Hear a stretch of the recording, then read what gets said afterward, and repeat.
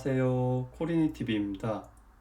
오늘은 토큰포스트에 크립토 트렌드랩 박종환 대표님의 칼럼을 읽고 리뷰 형식으로 한번 준비해 보았습니다. 그럼 시작해 보겠습니다. 칼럼 제목은 월가 주도 가상자산 거래소 비트코인 현물 ETF 승인 이끌까? 내용을 보면 2023년 가상자산 시장에 고무적인 변화가 일어나고 있다. 투자자의 입장에서 가장 눈에 띄는 변화는 거시경제 여파로 더불어 FTX 사태로 크게 하락했던 비트코인의 가격이 일정 부분 회복되었다는 사실이다. 차트를 한번 보면요, 이렇게 FTX 사태 벌어지고 떨어졌던 비트코인이 다시 가격을 회복해서 지금 이렇게 출렁거리고 있죠. 그런데 더욱 근본적인 변화는 비트코인의 채택과 도입 움직임이다. 이게 좀 중요한 것 같아요. 브라질이 비트코인 합법화를 승인했고, 같은 브릭스 소속국가인 러시아는 무역의 암호화폐 사용 합법화를 허용했다. 그리고 또 한 가지 주목해야 할 사실이 있는데, 금융기관의 움직임이다. 그동안 월가는 가상자산의 부정적인 입장을 밝혔는데요. 근데 가상자산 거래소 EDX 마켓, 줄임말로 EDXM이라고 나오네요. 이거를 제가 또 들어가서 봤더니 홈페이지는 만들어져 있고 아직 좀 뭐 미정 이렇게 돼 있는데, 설립은 돼 있는데 아직 활동은 안 하는 것 같아요. 예. 그리고 미국 증권거래위원회 SEC는 비트코인 현물 ETF 승인을 거부했다. 지난 4월에도 거절한 적이 있네요. 이 거절한 핵심적인 이유가 보니까 투자자 보호와 거래소라고 하는데요. 구체적인 건 이제 다음 장에 한번 보시죠. 투자자 보호의 의미를 조금 더 구체화하려면 선물 ETF와의 비교가 필요한데요. 선물 ETF가 현물 ETF보다 투자자 보호에 적합한 이유를 언급하는데 크게 네 가지라고 합니다. 이걸 두 가지로 또 추격해보니 가격 조작과 가치평가의 어려움, 그 다음에 안전한 보관 문제라고 하네요. EDXM은 가격 조작과 가치평가의 어려움을 해결할 수 있을까? 첫 번째는 주 고객이 미국 금융기관이라는 점이다. 미국 금융기관을 통해 할 경우 독립성과 거래 투명성이 확보, 그 다음에 카운터파티 리스크에서 자유로울 수 있다.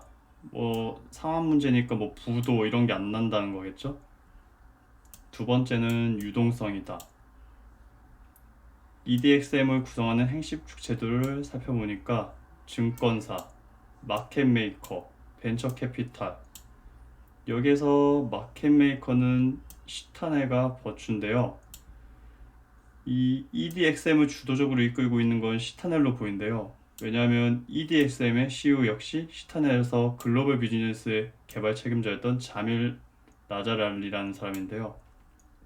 이거 보면 마켓메이킹, 시장 조성이 중요하다는 의미로 알 수 있겠죠.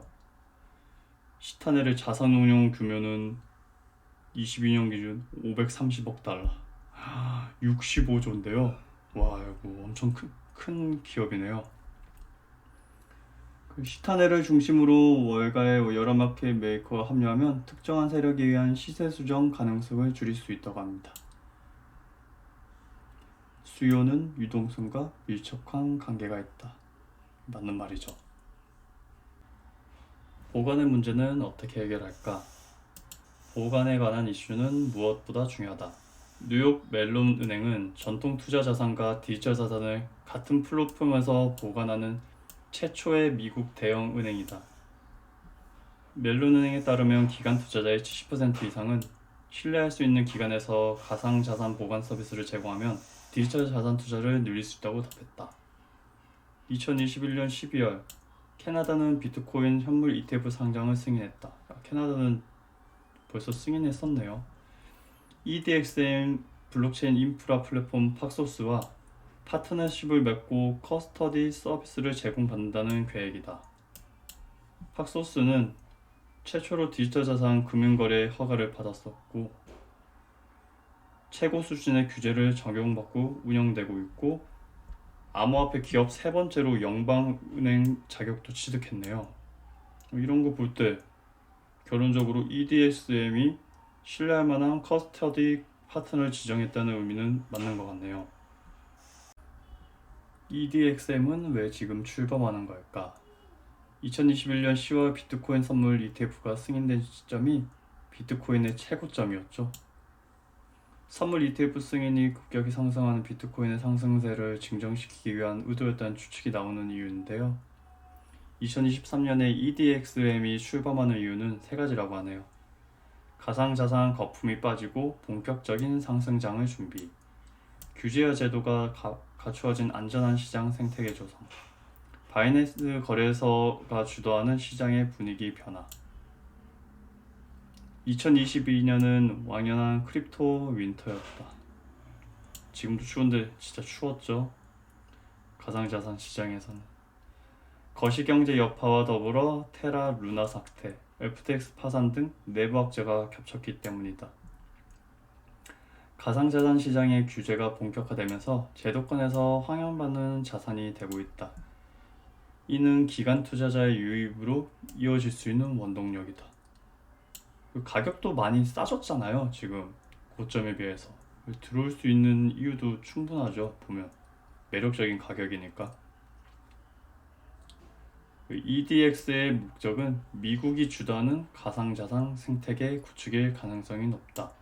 이 바이낸스는 미국이 아니고 홍콩이잖아요. 아시아권에서 제일 큰 거래소, 그렇게 알고 있는데요. 미국이 진입하게 된다면 이건 엄청나게 이제 커지겠죠. 유동성도 몰릴 테고요. EDXM의 남은 숙제. 기관 투자자의 유동성을 끌어들이기 위해서는 정보가 투명하게 공개되고 지배구조가 믿을만한 공식력 높은 거래소가 필요합니다. EDXM은 현재까지 이에 가장 부합되는 시도이고, 미국에서 가상자산 시장에 대한 규제가 교차되면 EDXM의 역할은 더욱 중요해질 거라고 하네요. EDXM은 멤버스 증권 거래소 MEMX를 기술 파트너로 지정했어요. MEMX 기반 기술의 도입은 뉴욕 증권 거래소나 나스닥 수준의 안정적인 거래소를 지향한다는 의미고, 그리고 이 홈페이지 들어가니까 진짜 이 비트코인, 이더리움, 라이트코인, 비트캐시 이 종류의 암호화폐만 나오더라고요. 이게 이런 이유가 증권성 논란을 피하기 위한 법적으로 문제가 없는 코인만 선별한 거라고 하네요. EDXM의 성공 여부는 기관 투자자들이 얼마나 적극적으로 참여에 달려있다고 합니다. 과거 뉴욕 증권거래소의 모기업이 주식했지만 유동성 IPO에 실패한 벡터 거래소를 반면교사 삼아야 한다고 하네요. 다음은 미국 증권거래위원회 규제 범위에 관한 문제인데요. 월스 노티스라는 건 규정을 위반해 민사소송이 대상이 될 수 있는 기업의 해명을 요구하는 사전 통지서라고 하는데, 이게 지금 거래소 및 스테이블코인 발행사에 이 월스 노티스를 전달할 수 있다는 소식이 들린다고 하네요. USDC 발행사 서클과 팍소스가 포함될 가능성이 있다. 보면 중앙화에 관한 고민도 있는데, 암호화폐의 철학은 탈중앙화했다. 중개인 없는 금융거래를 지향한다. 하지만 현실적인 측면도 고려해야 된다. 아직 넘어야 할 산이 많다. 지금은 산업의 신뢰를 높이고 시장을 건전하고 투명하게 만드는 것이 더욱 시급한 과제일지 모른다. 적절한 규제 속에서 산업이 건강하게 성장해야 한다. EDXM이 미 금융당국이 요구하는 여러 조건을 충족시킬 경우 비트코인 현물 ETF가 미국 내에서 충분히 승인될 수 있으리라고 본다. 물론 기대감이 반영된 것이기도 하다. 함께 지켜보자. 이렇게 칼럼이 끝났는데요. 기관 투자자들이 얼마나 많이 투자를 해서 유동성이 확보되는에 따라서 EDXM의 성공 여부는 달렸다고 보는데요. 그래도 시간이 지나면 좋게 흘러가지 않을까요?